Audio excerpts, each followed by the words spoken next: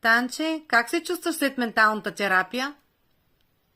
Благодаря ти, Злати. Чувствам се прекрасно, превъзбудена съм, спокойна съм този страх от кучетата, който ми е такъв стар проблем и съм го отработвал по различни други начини, довеждаше до спокойствие за известно време. Сега вече видяхме с теб къде е корена и много благодаря, че ми помогна да го намерим, да го изчистим и вече действително се чувствам спокойна и мислейки за това кога и как ще срещам кучета, в мен има едно такова чувство на увереност, на смелост, както ти ме заради преди малко и именно за това съм ти много благодарна и пожелавам и на много други хора да се докоснат до твоят дарба да изцеляваш емоциите на другите.